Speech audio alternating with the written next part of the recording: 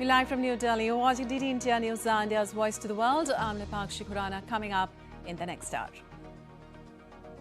Prime Minister Narendra Modi holds a phone call with US President Donald Trump. Prime Minister Modi welcomes the reduction in tariffs on made in India products and thanked President Trump for the decision. Iran and the USA to resume nuclear talks in Turkey on Friday after US President Donald Trump warned Iran of consequences.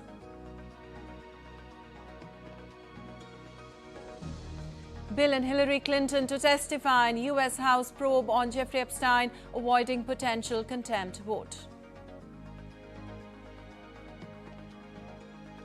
France adopts 2026 government budget on Monday after Prime Minister Sebastian Loner survives a no confidence motions.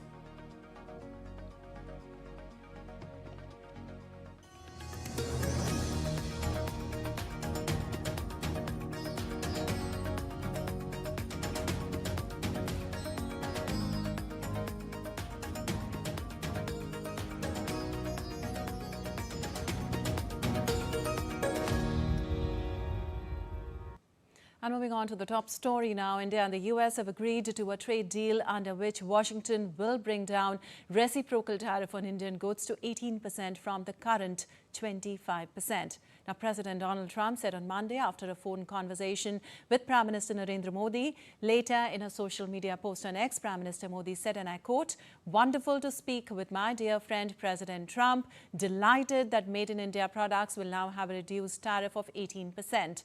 Big thanks to President Trump on behalf of the 1.4 billion people of India for this wonderful announcement. When two large economies and the world's largest democracies work together, it brings our people and unlocks immense opportunities for mutually beneficial cooperation. President Trump's leadership is vital for global peace, stability and prosperity. India fully supports his efforts for peace. I look forward to working closely with him to take our partnership to unprecedented heights," unquote.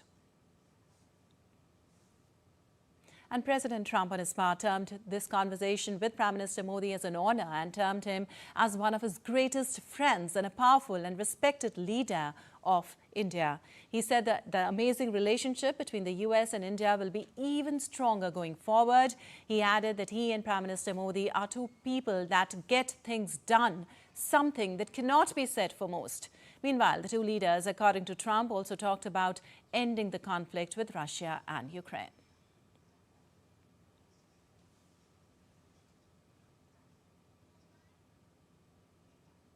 And for more on the deal, we have Jessica Taneja joining us from New Delhi. Well, Jessica, the deal builds a strong momentum with both the leaders highlighting friendship, trust and shared democratic values, signals a deepening India-US partnership beyond trade with implications for cooperation in various fields like technology, security, global peace. Give us more details. Well, yes, it is an important partnership, one where India has a trade surplus. So given the kind of significance attached to the finalization of this deal has been immense over the past few months. Remember, there were 5 times in the last 1 year when they were close to sealing the deal. But now in February 2026, we finally have the details. Now, there are a bit of technicalities that are also involved moving forward, because remember, there are executive orders that had put punitive tariffs on India, which is pegged at additional 25%, which would have made it a total of 50%, with also including the reciprocal tariffs of 25%. Now, to bring our viewers up to speed as to what this new deal would sort of bring in is not a proper free trade agreement. There is no categorization of sorts, because free trade agreement would have various different chapters for negotiation, especially under the WTO rules. Now, this is an understanding, a mutual understanding between the two nations. Remember, India now has 18% tariff, which is the lowest it would get in the Indian subcontinent, much lower than its competitors in the neighborhood. And it sort of makes sense as well, because given the kind of strategic and economic importance that India comes with, the United States Trade Representative and their team had almost indicated the last time they were here in New Delhi that they have reached the final agreements. They pretty much ironed out all the issues. And in the offing was a deal that would certainly go along to benefit both the countries. All right. Thank you so much, Jessica, for all that information. And Commerce and Industry Minister Piyush Goyal too congratulated Prime Minister Modi and President Trump, as well as to the people of India and the United States, on the landmark trade agreement. In a social media post, he said, and I quote, "This reflects the power of two like-minded, fair trading democracies working together for shared prosperity. Grateful to Prime Minister at Narendra Modi ji and President at Real Donald Trump for their visionary and decisive leadership and strong commitment to strengthening India-US ties. This unlocks the power of two large democracies working together for the shared prosperity of their people. Both India and US are natural allies, and our partnership will co-create technologies, co-develop solutions, and work together for peace, growth, and a brighter future for India and the US. This agreement unlocks unprecedented opportunities for farmers, MSMEs, entrepreneurs, and skilled workers to make in India for the world, design in India for the world, and innovate in India for the world. It will help India get technology from the US. It is not just a trade deal. It is a historic turning point that will reshape India-US relations and accelerate our journey towards Viksit Bharat 2047. And External Affairs Minister Dr. S. Jaishankar welcomed the announcements on India-US bilateral trade. In a social media post on X, he said, and I quote, "This will create more jobs, spur growth, and promote innovation in both economies. It will strengthen Make in India endeavors and encourage trusted technology ties. The opportunities in our economic engagement are truly vast, and we are confident of realizing them. A robust economic relationship is the strongest foundation for our strategic partnership," unquote.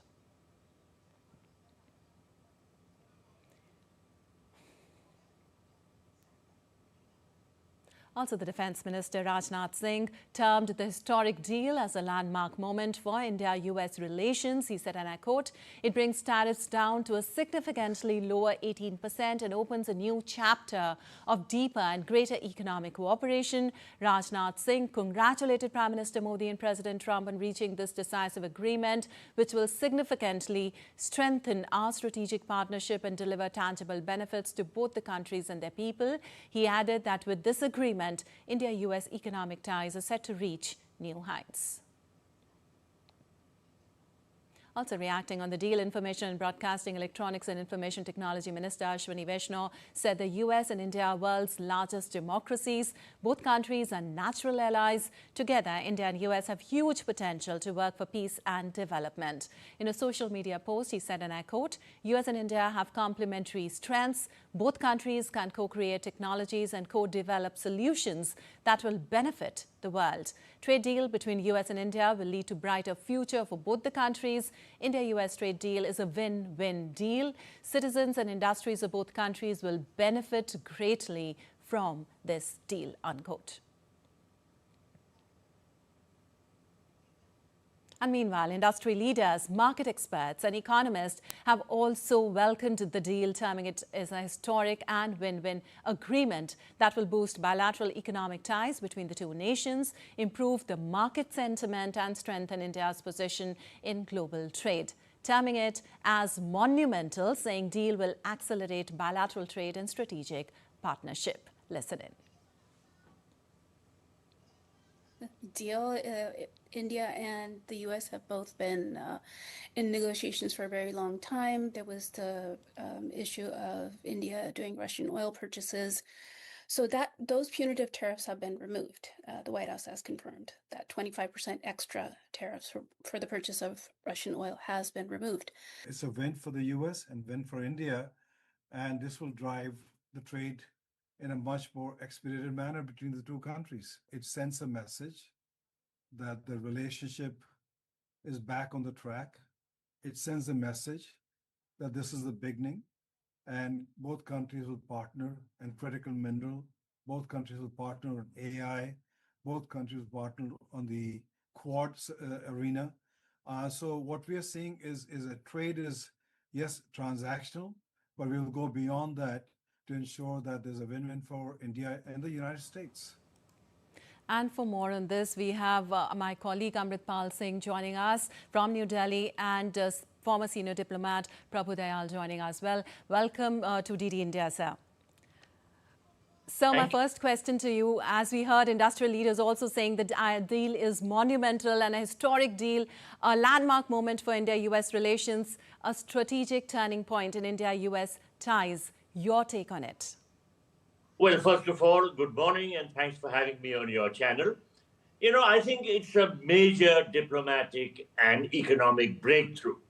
The significance of this decision lies in its role as a de-escalation of a months-long trade war and its potential to reshape global supply chains. You know, there are going to be key economic and strategic impacts. The New Deal slashes the reciprocal tariff from 25% to 18% and completely rescinds an additional 25% punitive duty that had been imposed in August last year due to India's purchases of Russian oil. Now, in addition, you know, there is the aspect of geopolitical alignment.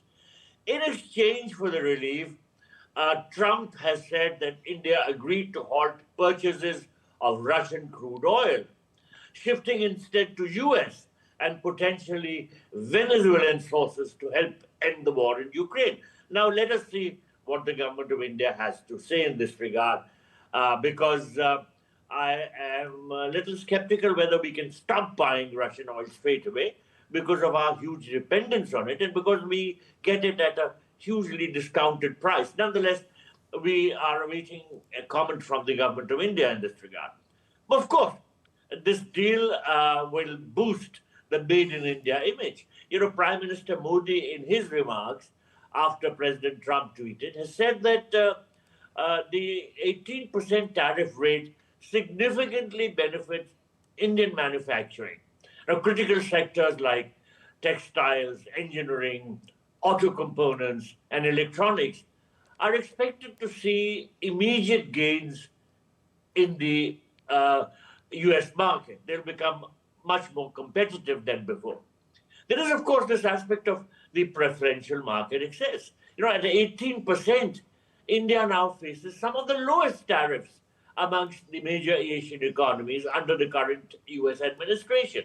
And it will have a huge advantage, for instance, against competitors like China, which has a 54% tariff, Vietnam, which has 46% tariff, and Pakistan, which has 30%. So I think that following the announcement, Indian markets were expected to surge, and they have indeed done so. I understand that Nifty 50 futures rose as much as 3.8%, and the rupee has gained 1% against the dollar, easing fears of continued capital outflows.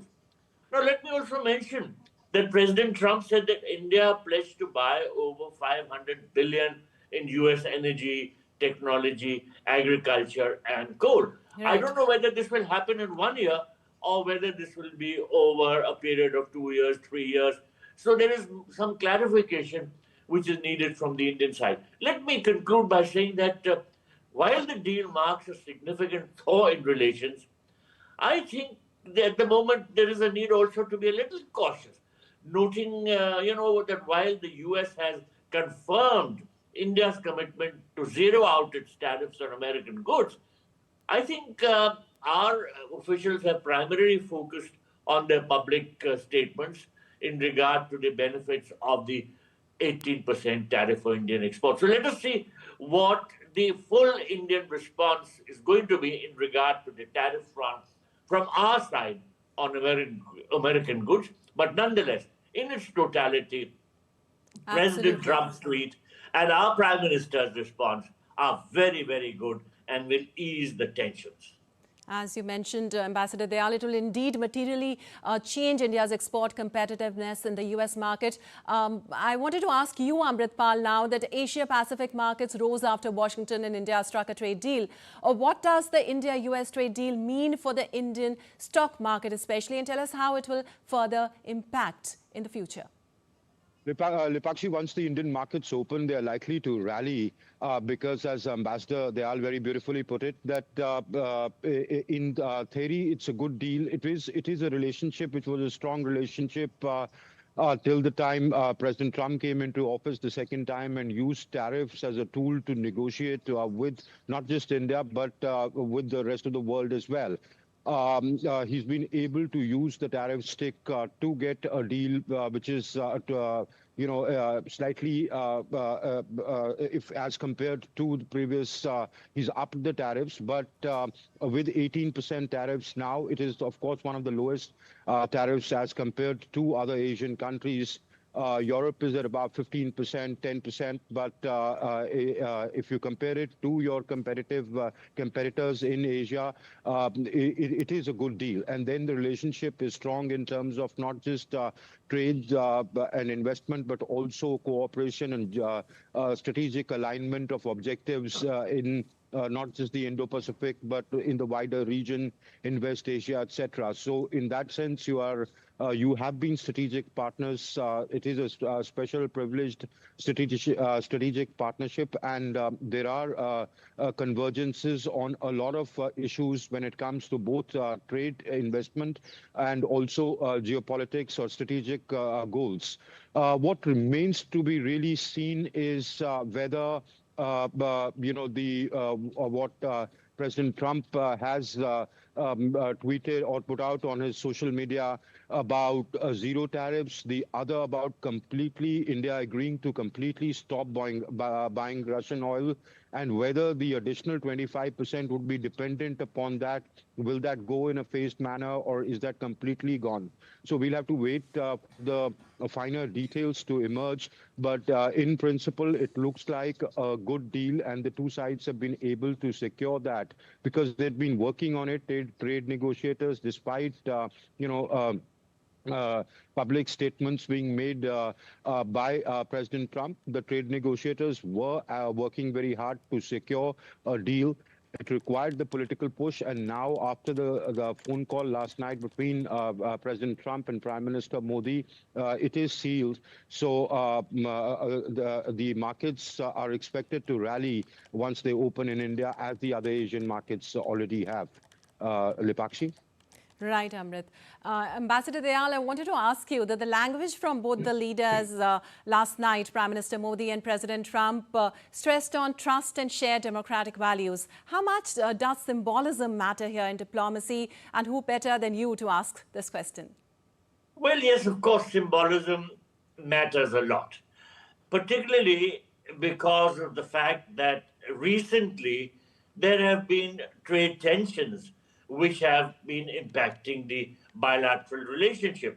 So any symbol which shows that there is a desire to immediately de-escalate these tensions goes a long way towards strengthening the bilateral relationship. So I think that the response of Prime Minister Modi to the tweet of President Trump is very balanced and forward-looking, and I think it protects Indian economic interest without direct confrontation. You know, PM Modi has always remained non-confrontational, although President Trump was being very aggressive. I think we had adopted a very cautious and very correct diplomatic posture, and I think that it has paid off because President Trump actually has relented. You know, I will clearly say that, because bringing down tariffs from 50% to 18% is a very significant thing. Of course, in his tweet, President Trump said that India has agreed to bring down tariffs on American products to 0%. Let us see what the government of India says. Our spokesman of the Ministry of External Affairs, I'm sure, will make a comment, and there will also be comments from other sources in government, particularly the Commerce Ministry. But nonetheless, the confrontational attitude which President Trump had been adopting, calling India a dead economy and threatening to raise tariffs up to 500%, all that has been de-escalated. And I think his tweet is going to serve a very useful purpose. Right, Ambassador Dayal, as you rightly mentioned, India's diplomatic posture has definitely paid off. And Prime Minister Modi has also called this a win for Made in India products. India-US trade agreement will, of course, open up huge opportunities for domestic farmers, MSMEs, entrepreneurs, skilled workers, and also promote Make in India initiative. What does India gain immediately from this deal, and what can we see in the future coming? Is that to me? Yes, Ambassador Dayal. Okay, I think India gains a lot because the US is our largest market, and we were facing some serious obstacles if the tariffs were going to rise so high, because many of our competitors would have gained. But now, with the kind of announcement which President Trump has made, there will be a sign of relief to the Indian manufacturers and exporters. I think that we stand to gain a lot. There is no doubt that Indian exports will see a surge, as they should. And the complementarity of the two economies will only increase. So I think that we will see much better times in the coming months than we have been witnessing during the past few months. All right. Amrit, discussions between the US and India had been ongoing on critical technologies as well. And External Affairs Minister Dr. Shankar is in US for critical mineral stocks, as India can be a part of Pax Silica, which we've been eyeing on. What can be expected out there? We can expect forward movement on that because there are complementarities. When it comes to disruptive technologies, it's a fact that the United States and China are the biggest competitors. India is also in the game, but is far behind. But what is more important than that is that there are complementarities to a collaboration on technology between India and the US, because the kind of cost effectiveness that India brings, say, for example, if you're using satellite data, the cost at which, say, ISRO satellites can provide you that data and provide solutions, and also the huge market in India. You're a very big market. You have a huge population. So your AI may not be that research intensive. You may not have those kind of resources being pumped into AI development as, say, vis-a-vis the United States or China. But given that there is alignment of priorities or concerns or aspirations between India and the West, US in particular, it clearly, both from the Indian perspective and the American perspective, they would rather want to collaborate with India than, say, with China on technologies, because there is a lack of trust there. The same exists for India. So in that sense, you're natural partners. So technology does get a boost. Both Dr. Jaishankar and Minister Goel have put out this in their statements, in their reactions after the announcement of the deal, that this is going to give a boost, not just one in disruptive or emerging technologies, but also in the legacy technologies, because that suits you. It works from a cost-benefit analysis point of view as well. Lipakshi. All right. Ambassador Dayal, I wanted to ask you, does this agreement shift India's relationship with the US from strategic partnership to strategic alignment? Well, India pursues a policy of strategic multi-alignment. We never fall into any one camp. I think it would be, therefore, prudent to say that while the alignment with the United States, while the relationship will strengthen, it will not happen at the cost of India's other relationships. So we will continue to be multi-aligned, because we are such a big country.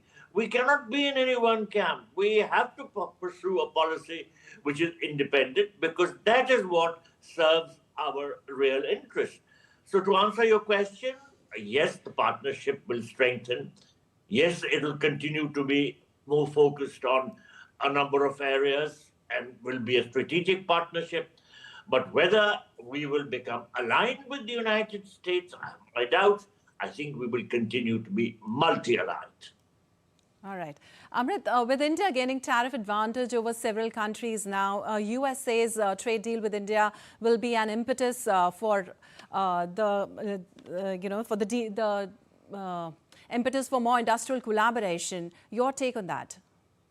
That's right. Once tariffs are lowered, the fears that you had or apprehensions that you had in the Indian markets with the Indian manufacturers, of course, the small manufacturers' exports had come down because of that. The bigger ones were holding, with deeper pockets, were holding up because they knew there are trade negotiations going on. So it is surely going to bring the relationship back on track and give a boost to the relationship, both from an exports point of view and also to a great extent in the imports point of view also. So it surely will move forward, be it in the immediate gains would be, say, in leather, in the textile sector. And as you said, that as compared to other Asian economies, you've got in some cases slight advantage, but compared to China, a huge advantage. So that works in your favor. So I think this announcement by both leaders after that telephone call. So the intent is there to take this further. And one expects also one more point. One key concern among the Indian policymakers was the outflow of capital, especially portfolio investors. I think now that could stem because of this. We could see the rupee strengthening after this, because it will give a boost to the market sentiment. So it augurs well for the Indian rupee, for the Indian manufacturers, in general, for the Indian economy. And also, just to add to or a second Ambassador Dayal's point, on the strategic autonomy point of view, now you have deals with trade deals with the two largest economies. The EU, you've just concluded an FTA with the United States with this bilateral deal. So India is a huge market. India is a powerhouse which nobody would want to miss out on. So the Americans would have understood this very well.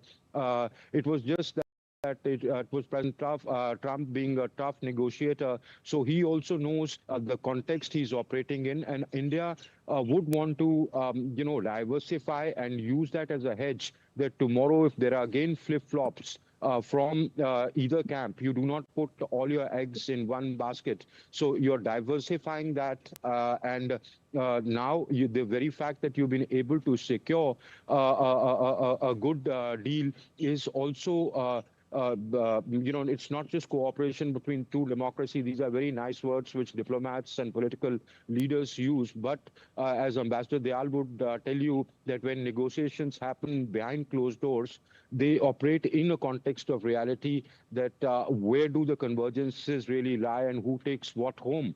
So in that context, I think it augurs well for both countries, and from our point of view, for our economy and manufacturers, that this deal is true at the terms. It is true about whatever we know, which is in public domain. Right, Amrit, it definitely augurs well for both the countries. Ambassador Dayal, given that India recently signed trade pacts with the EU and others, as Amrit was also mentioning, how does this US deal fit into India's broader global trade strategy? And how will this deal affect India's position if you talk about the Indo-Pacific, especially amid rising China-US tensions also?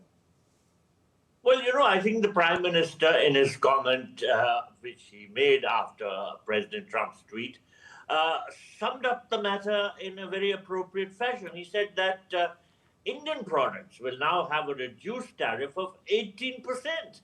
And this will naturally benefit Indian manufacturers and exporters.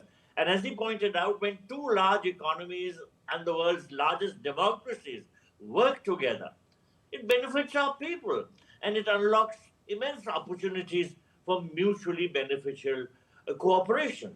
So, of course, as is being hoped, and as the Prime Minister said, what has happened recently will take our partnership to unprecedented heights. All right. Thank you so much, Ambassador Dayal and Amrit, for joining us and giving us all those insights.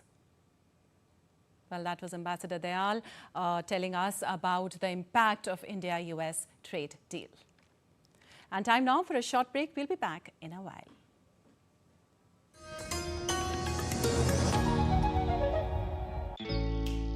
Jharkhand will mesmerize you with majestic nature, rich heritage and colorful culture. Johar. Johar. It fits perfectly. Thank you. Full workout हो गया. Ready?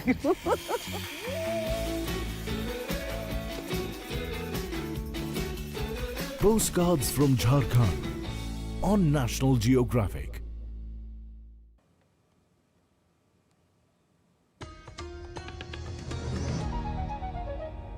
Welcome back. You're watching DD India News. I'm Lipakshi Khurana. Time now for a quick recap of the headlines.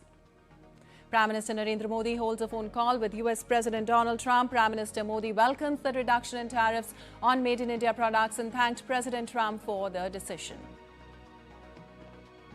And the US set to resume nuclear talks in Turkey on Friday after US President Donald Trump warned Iran of consequences. Bill and Hillary Clinton to testify in US House probe on Jeffrey Epstein avoiding potential contempt vote. And France adopts 2026 government budget on Monday after Prime Minister Sebastian Loner survives no confidence motions.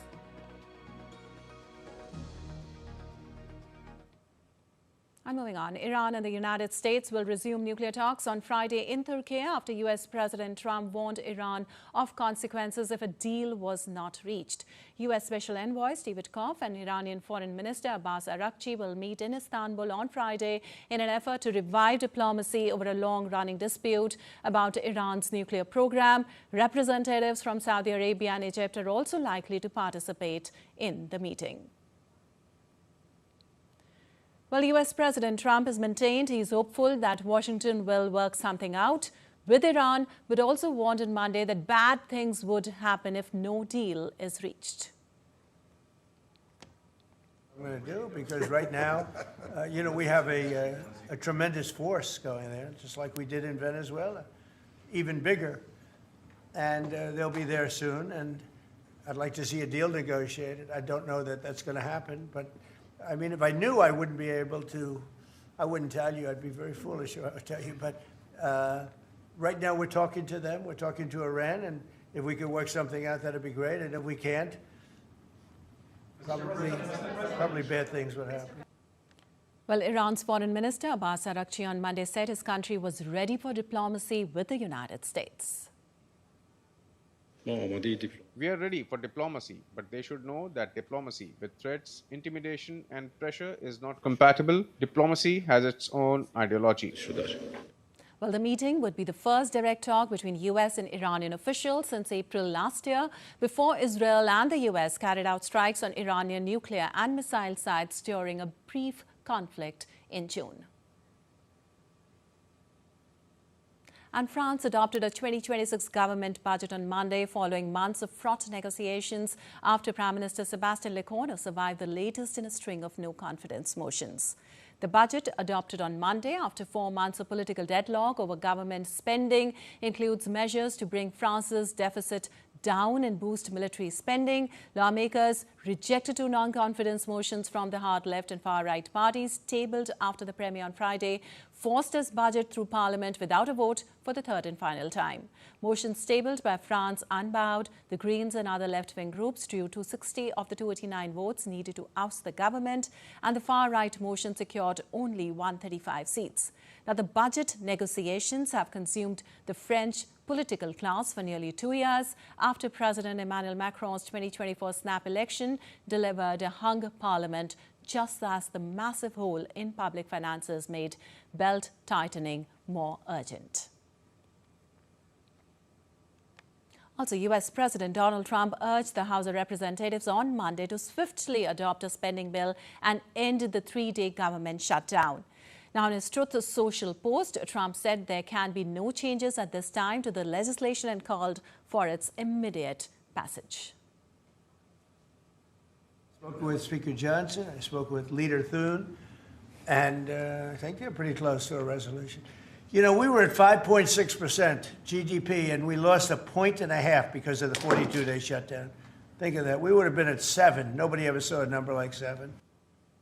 Well, late on Friday, the Senate passed a package clearing 5 outstanding funding bills to cover most of federal agencies through September, along with a 2-week stopgap measure to keep DHS operating while lawmakers negotiated immigration enforcement policy. If the House approves the Senate deal, lawmakers would then have just 2 weeks to negotiate a full-year DHS funding bill.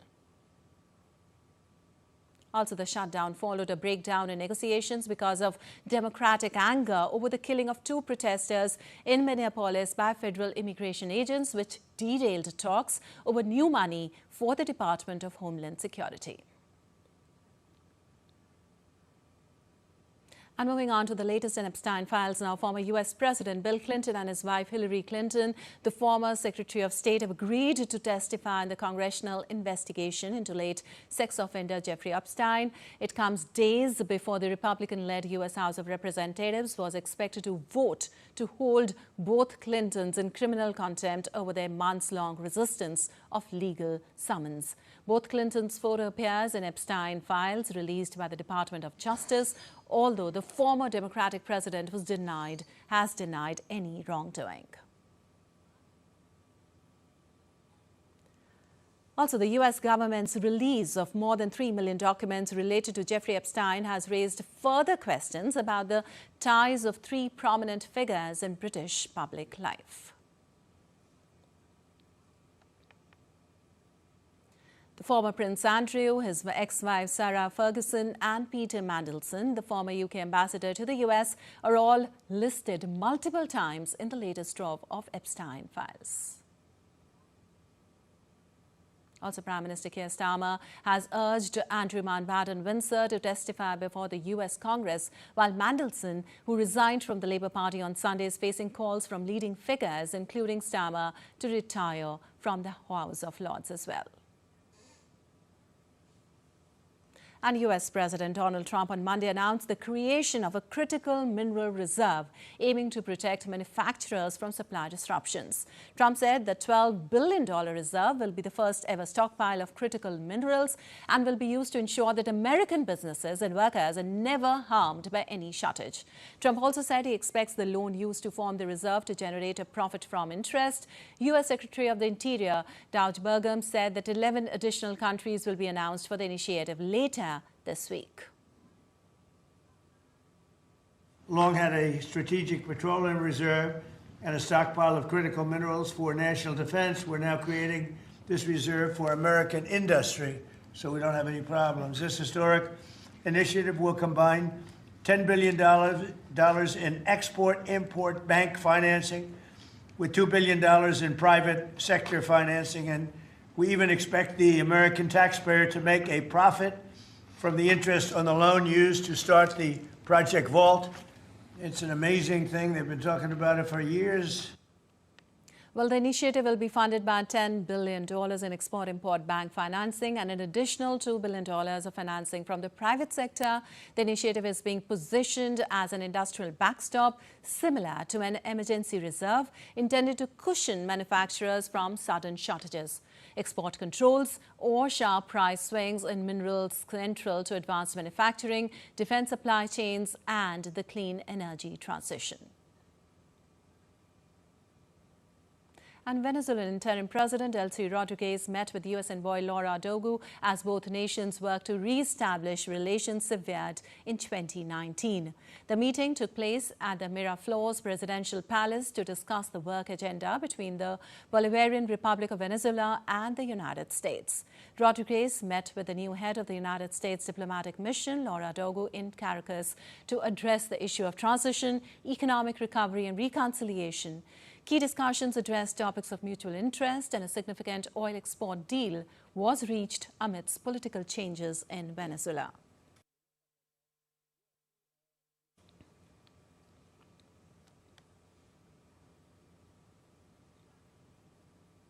And US President Donald Trump said on Monday that Mexico would stop sending oil to Cuba as he ramped up a pressure campaign on the Caribbean nation. Trump told reporters in the White House Oval Office that Mexico would cease sending Cuba oil.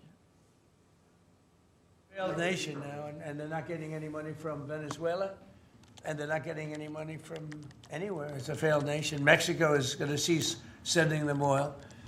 So I'd like to take care of the people that are here from Cuba. You know, we have many people that came from Cuba that were thrown out of Cuba or that fled Cuba. Well, Cuba's Deputy Foreign Minister Carlos Fernandez de Cosio said the U.S. government was aware that Cuba was ready to have a serious, meaningful and responsible dialogue. Cosio's statement represents the first hint from Cuba that the two sides are in conversation after tensions flared either this month between the two countries following the U.S. capture of Venezuelan leader Nicolas Maduro. Meanwhile, Mexican President Claudia Sheinbaum's administration said on Sunday it would seek to ship oil to Cuba for humanitarian reasons without seeking confrontation. She also said aid would consist of other products for the coming week. And Elon Musk's SpaceX has taken over his artificial intelligence company xAI in a merger aimed at deploying space-based data centers. Now, SpaceX and xAI are merging in a $1.25 trillion venture to create what Elon Musk describes as a highly ambitious, vertically integrated innovation engine both on and off Earth. The merger comes amid signs of strain in AI funding across big tech. SpaceX plans to deploy up to 1 million solar-powered satellites as orbital data centers to meet the rising energy demands of AI computing. Also, the satellites will be launched using Starship rockets, which are expected to achieve 1 flight per hour, carrying 200 tons of payload. The deal illustrates Musk's effort to merge AI with the space and satellite ventures, using shared resources to speed AI progress and explore space-based data centers.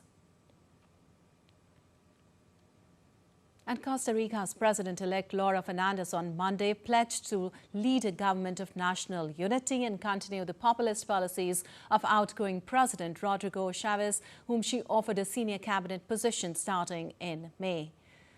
While people expressed optimism that Fernandez would govern effectively and continue the policies of outgoing President Rodrigo Chavez, others stressed confidence in the electoral process and expectations for results. With 88.43% of ballots counted, Fernandez had nearly half of the vote, enough to clear the 40% threshold needed to win outright and avoid an April 5 runoff. And moving on, in Portugal, dozens of people queued in Leiria to get roof titles to repair their homes on Monday after a week of storms that left many municipalities under a state of emergency. The country is bracing for more bad weather in the coming weeks, with floods and heavy rain alerts issued in central Portugal. Storm Kristen swept across central mainland Portugal last Wednesday, bringing wind gusts of over 200 kilometers per hour and torrential rain as well. The storm killed at least 6 people, damaged homes and cut power to hundreds of thousands. Early on Sunday, Portugal's government approved a €2.5 billion package of loans and incentives to help people and businesses rebuild. And firefighters in Argentina's Chubut province fought wildfires that have burned around 50,000 hectares, hoping for rain and cooler weather to help. The fires closed 2 provincial roads and pushed firefighters to retreat for safety. Patagonia forest fires have destroyed an area more than twice the size of Buenos Aires, stirring criticism over austerity measures under President Javier Milei that have significantly cut aid resources. Also, according to the Federal Emergency Agency, the fire in the provincial jurisdiction is now contained, but the blaze in Los Alerces National Park continues to spread, consuming 24,000 hectares of native vegetation and pine forest.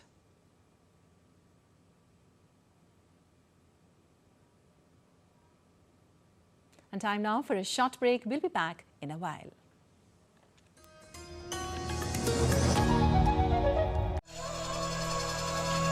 Open your mind to a whole new world. Explore mystic wonders of nature in the forests.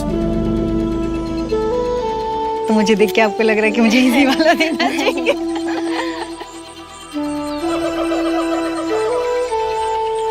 Uncover secrets hidden deep inside the earth. And I'd always heard of this ancient Shiv Mandir which is inside a cave. Experience the rich cultural legacy. मुझे बताइए इस dance form के बारे में, इस art form के बारे में.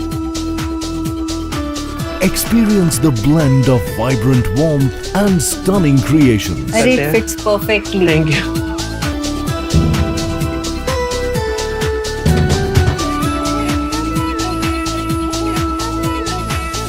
Jharkhand, let it become a part of you.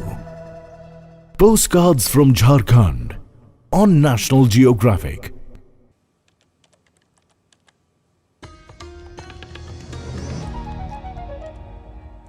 Welcome back. You're watching TT India News. I'm Lepak Shikuran, and on to some business news now. Japanese Prime Minister Senator Takaichi faces a crucial market test in the final run-up to a snap election this weekend, where she is hoping a decisive victory will give her a mandate for expansionary fiscal policy. The Finance Ministry will auction some 700 billion yen of 30-year government bonds on Thursday, 3 days before polls open. Auctions have been a particular flashpoint for investors expressing concern about the state of Japan's finances, which are the worst in the developed world, with debt totaling to 30% of GDP. This will be the first 30-year debt sale since Takaichi called the snap election on January 19th and pledged that sales tax suspension in bond markets are likely to be on edge. And updates from the global markets now. In US, the S&P 500 closed higher on Monday, lifted by gains in chip makers and other companies related to artificial intelligence, while smaller companies also rose sharply. It was the S&P 500's first gain in 3 sessions following recent worries about pricey valuations of technology companies whose shares have soared in recent years on optimism about AI. The S&P 500 gained 0.54%, while the Nasdaq Composite gained 0.56%. The Dow Jones Industrial Average also rose by 1.05%. Well, gold and Asian stocks were also on the rebound. On Tuesday, as trade took a calmer tone after mild swings in metal markets, with the mood helped overnight by a sharp jump in US factory activity. Japanese and South Korean stocks rallied on Tuesday to claw back much of the previous day's huge losses suffered in an Asia-wide rout. Tokyo's Nikkei climbed 3.09% in early trade, while Seoul's Kospi jumped by 4.95%. Well, you're watching TT India News. Our time now for some sports news. India's women's team will begin their title defence at the Badminton Asia Team Championship in China without PV Sindhu, who's withdrawn from the tournament due to a niggle. Teenagers Tanvi Sharma, who part of India's title-winning squad in 2024, and Unnati Huda have been named in the women's team along with Malvika Bansod. Commonwealth Games medalist Trisa Jolly and Gayatri Gopichand will lead the double challenge. India's women have been placed in Group Y alongside Thailand and Myanmar. India's men have been drawn in Group C with Japan and Singapore. Each group stage tie will comprise 5 rubbers, 3 singles and 2 doubles, with the top 2 teams from each group advancing to the quarterfinals. Tournament runs from 3rd to 8th February in Qingdao, city of China, but India will begin the campaign on Wednesday. An Australian Open champion Carlos Alcaraz has withdrawn from the Rotterdam Open beginning next week. While number 1 Alcaraz had secured the ATP 500 event title last season, beating Alex de Minaur in the final, but he pulled out citing exertions over the last 2 weeks during the Australian Open. The organisers posted on X, and I quote, "Carlos Alcaraz won't defend his title in Rotterdam." The Australian Open champion concluded that after his exertions over the past 2 weeks, he needs more time to return to action. Well, top-ranked stars like Alexander Zverev, Felix Auger, Aliassim and de Minaur will feature in the competition set to take place from 9th to 15th of February. Alcaraz became the youngest player at the age of 22 to complete a career Grand Slam after clinching the Australian Open on Sunday. And with the Asian Shooting Championships coming to New Delhi, all eyes are on India's top shooters. Rifle ace Aishwarya Pratap Singh Tomar is all set to compete at the upcoming Asian Shooting Championships in New Delhi. In an exclusive conversation with DD India's Narayan Singh, Aishwarya speaks about the importance of the tournament preparations on home soil and the upcoming Asian Games. Listen in.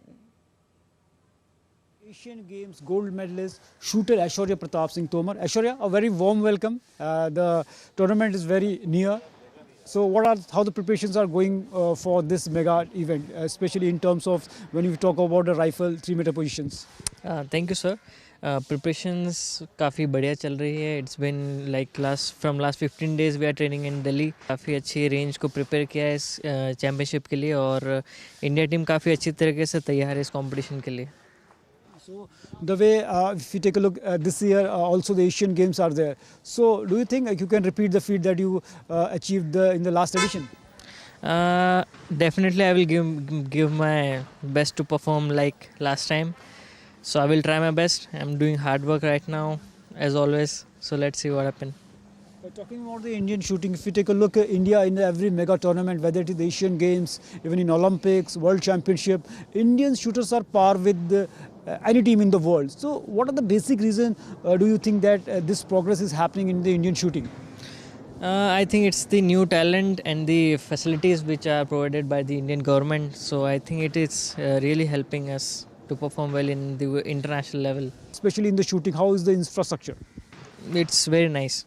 Even in Bhopal also you will see the best range of India, I guess. Aishwarya Pratap Singh Tomar is saying that the facilities are exceptional and the way the Indian shooters are preparing themselves for this mega event, that is the Asian Rifle and Pistol Championship. Definitely Indian shooters will once again lay the marker. Once again the Indian shooters will lay the marker for in this mega event. With camera person Ashish, Narayan Singh, DD India, Delhi. And ahead of the Asian Shooting Championships in New Delhi, India's rifle shooter Prasar Bharati is confident that the championship will act as a perfect preparation for the Asian Games. She opens up about her preparations and mindset in an exclusive interaction with DD India's Narayan Singh. Listen in. Joining me, India's ace rifle shooter, Prasar Bharati. A warm welcome on DD India. If you talk about this tournament, this is a marquee tournament. It's very important for the Indian shooters. So overall, how the preparations are going on for it? I think 2026 is the first international. It's been in India and this is my home range. I'm really excited for that. And we have a very good new lanes in the Delhi range. So I think it's gonna be great. Talking about 20 countries are there and more than 300 shooters will be participating there. But overall, this year we have Asian Games also and next year Olympic cycle is also there. So overall, how you look the progress of the Indian shooting? I think the progress is very great because the new juniors athletes are doing so well. And for us also, we are trying to do our best, and for this Asian Games the selection will be starting from this next trials after this international competition, and we all are hoping that in next Olympics we also may get more medals in Olympics and in Asian Games too.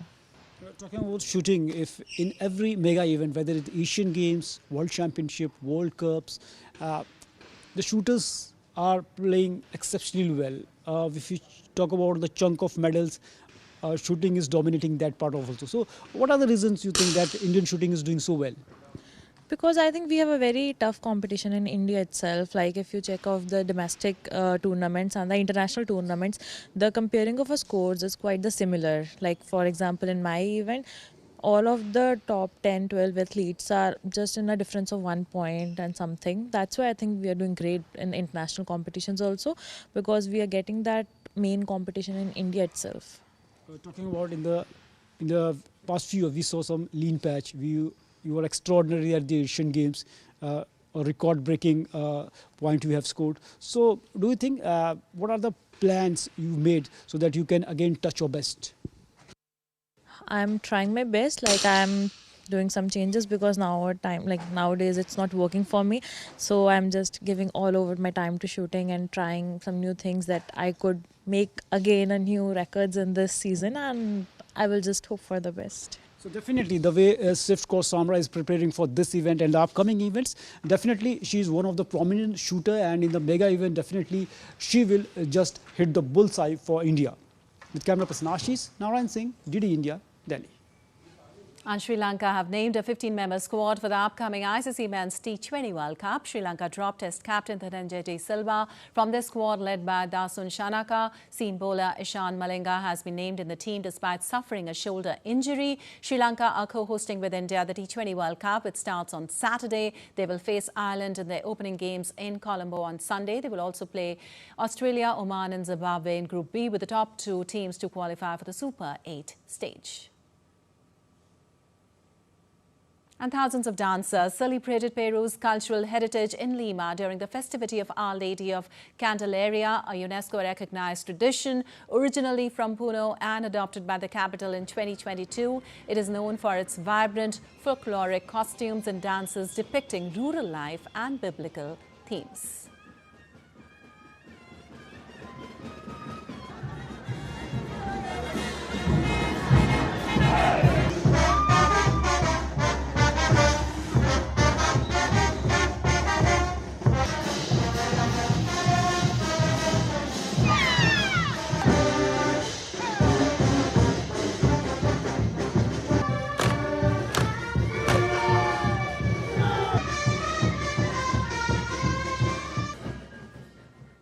Well, that's all for this edition of DD India News Hour, but let us know your thoughts on the news of the day. For those on the go, you can get all the latest news and updates from India and across the world on the DD India mobile app. The app is available on both Android and iOS platforms. Scan the QR code on the screen to download now. We'll be back with more news as it breaks here on DD India. I'm Lipakshi Khurana from all of us here in Delhi. Thanks for watching DD India News Hour.